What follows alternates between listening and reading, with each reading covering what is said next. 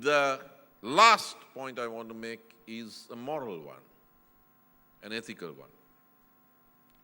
We have a distinguished French friend in the audience, Jean-Pierre Page, who's a new author of a brand new book, a well-known progressive intellectual. Now, the reason I mention him is this, because my experience in France and my early acquaintance through my library, my parents' library, tells me that behavior during the fight against Nazism, Nazi fascism, whether you resisted or not, which side you were on, was the defining factor in intellectual and social life in France for decades after that, for decades. Now, when I was a student in the university, there was a book that we all read called The Penguin Reader's Guide to Fascism.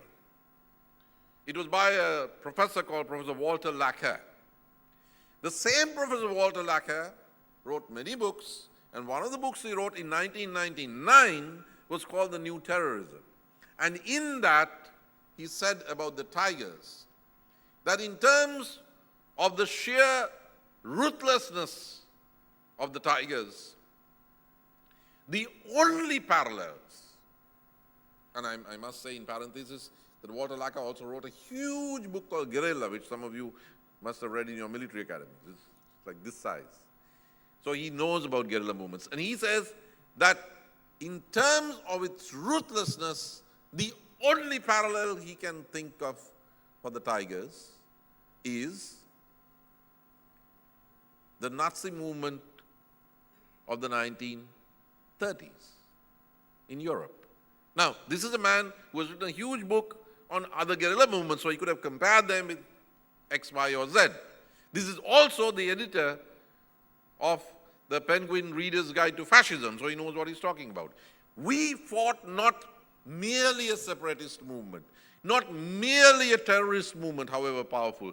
We fought against and prevailed over a fascist movement, and we are now being punished for having defeated fascism, when that was a moral test that our society passed.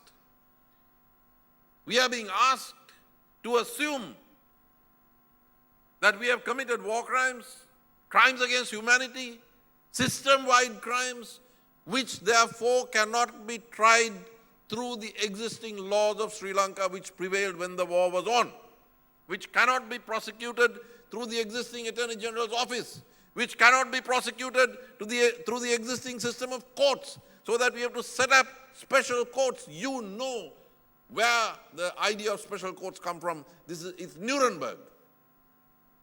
So we, having defeated, after 30 years, a fascist enemy, not just a terrorist or separatist enemy, we have to try ourselves, our armed forces, which liberated us, defeated fascism, reunified the country.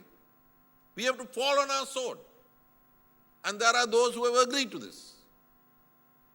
This is why I feel that if we have any decency, let alone patriotism, any decency in us as individuals and as a society, any gratitude, any logic, any rationality in us, we have to resist and oppose the attempt to implement this immoral Geneva resolution. And that is the test by which future generations will judge us. Thank you, ladies and gentlemen.